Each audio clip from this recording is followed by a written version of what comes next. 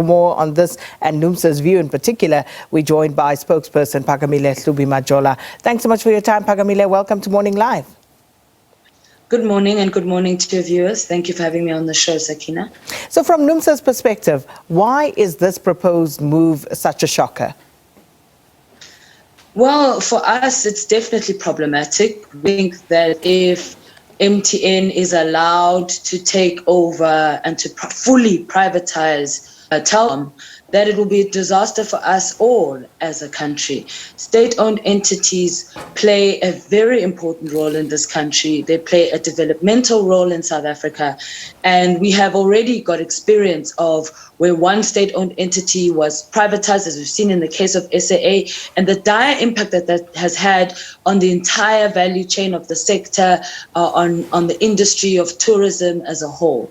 And what we foresee happening with this deal is that MTN will benefit hugely from this. MTN will end up being a massive monopoly, bigger than it is already.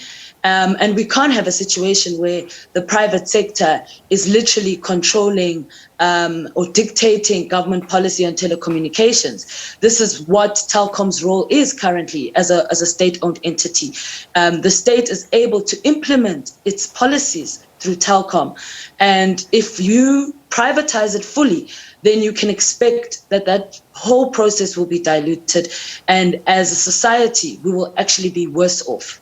So if we were to speak practically, Phakamile, right now, as a developmental objective, how does Telkom serve the broader South African public? Well, first of all, Telkom plays a key role in training artisans, in training skilled technicians, in doing the work of telecommunications. The private sector plays a very minimal role in that work of training. Certainly, they cannot compare at all to the to the level of training that Telkom is offering. Secondly, the NDP speaks at length about the role that state-owned entities play in creating a value chain. SAA, for example, at its heyday, created more than 40,000 jobs. So not just the direct jobs that it was responsible for, there were 40,000 jobs that existed as a result of SAA's existence. There was a whole value chain of companies that depended on SAA. And when SAA was privatized, most of those companies collapsed. I can say this with authority because as Numsa, we were actually organized in a lot of those companies. And unfortunately, some of them have shut down, some of them have been bought over, some of them have collapsed as a result of SAA's privatization and radical restructuring. So there is no private airline that can actually create 40,000 jobs. That has never happened. And that is the goal of a state-owned entity. That's what we mean when we say it plays a developmental agenda. At the same time, when privately owned airlines are not introducing black pilots or black technicians at SAA Technical, for example. And a state-owned SAA was able to do that. It was able to come up with its own pilots training program where they were preferring black women, black men. The private sector doesn't care about that. The private sector couldn't be bothered about BEE. The MTN and Vodacom, for example, are not going to care about ensuring that the rural areas of this country have got high quality, high speed 5G. That's not their mandate. They're only interested in where they can maximize their profits, and they can maximize their profits in urban areas.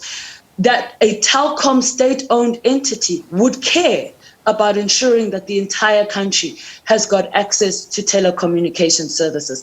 And this is what we're saying, that for us as a poor country, a country with the highest inequality in the world, a country with more than 46% unemployment, it'd simply be irresponsible to allow Telkom to then be taken over fully and privatized, because as a society, we will suffer dearly for that decision. So, Phakamile, as you pointed out earlier, when it came to SAA and the subsequent privatization there, you had a front row seat as Numsa because of your members that you represent. So, looking at the current situation involving Telkom and MTN, what do you know about how feasible this particular deal is at the moment and the likelihood of it being concluded, given once again, your proximity to union members and where issues lie. What do you know about where this is at the moment?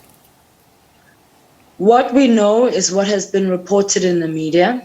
Numsa is a recognized trade union within Telkom. And what has been said, according to media reports, is that they are in the very early stages. MTN has prepared its board to engage Telkom on these issues. We are saying, as a recognized union within Telkom, that at the point when we are consulted on this, which must occur, we are going to make our voices we're going to make our voices heard on this issue, because we've seen and we have firsthand experience on the disaster impact that this privatization will have on us. There will be job losses, make no mistake, there will be job losses. And sadly, in every one of these companies where government has enabled the private sector and has brought them in, those jobs have not been replaced. We've seen that at SAA, we've seen that at SA Express, which now sadly, it seems very clear that SAA has, it's gone the way things are looking. And that is very painful for us, because in an economy like ours that's not growing, where the sea of unemployment grows every single day, we just cannot afford to have any more jobs being lost for the benefit of private capital. Eskom, for example, confirmed when it was making its application to NERSA earlier in the year this year, that part of the reason we are paying higher electricity costs today is because of the price of IPPs and the fact that the privately owned IPP costs are passed on to the consumer. There is no example anywhere in the world where the involvement of the private sector has resulted in lower prices for consumers or greater access. It just doesn't happen like that. And unfortunately, as we've seen with SAA, where right now the private sector is dominating, and as a result of its dominance, airfare prices have completely skyrocketed out of control, you can expect the very same situation to play out in Telkom, where these monopolies are just going to mushroom in size. The private sector is going to be further empowered, it's going to make more money, but as a country, we will suffer for this decision. So looking at how the SAA situation turned out, Phakamile, what is your game plan here with this particular deal? What are you likely to do to perhaps see a different outcome that won't lead to the sale of Telkom? Well, for now, we are watching and we're waiting and want to hear from Telkom what their official response is going to be. And once we know more about whether this deed indeed will go through, then we will make sure that we take whatever steps are necessary to block any privatization or any further privatization of Telkom. And with regard to, voicing your dissatisfaction, expressing your concerns, as you've just mentioned, approaching courts, what are some of the other options that perhaps you would be considering as well, quite apart from that which you've already mentioned? What about the public? Should the public be more involved, more concerned in expressing their views here? Well, absolutely. And we've definitely not ruled out the possibility of going to court. That will be determined by the circumstances once we are faced with them. But we certainly do encourage the public to engage on this issue.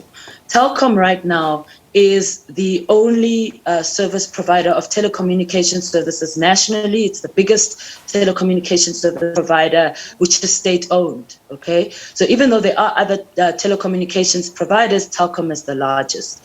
And we are not going to see the rural areas of our country being serviced the way that they are under the state-owned entity if we allow Telkom to be privatized. There is a very important role that these state-owned entities play in supporting the South African economy, in building value chains, in building industries. The role is not just about profiteering. It's literally about creating sectors And there's no private company that has a mandate to do that. Only the state can do that. We've seen, for example, how China, as a country, has actually built itself up as a superpower, as an economic superpower, all because of its reliance on SOEs. We have a model that works. So why don't we use that model? And whilst we can understand that the members of the public have got issues with SOEs, there's issues of corruption, just because there's challenges doesn't mean you throw the baby out with the bathwater. We can fix those challenges. Numsa, we've been very clear about where the problems lie. The problems lie with the ANC government in terms of the decisions that they've taken as shareholders, in terms of appointing dodgy people, either at board level or at executive level. But once you take that out, it does not mean that the role of the SOE should be diminished in any way. The apartheid government actually understood this. So honestly, we don't understand why the ANC government is not using these SOEs for the benefit of the majority of people, because this is what we need them to do right now.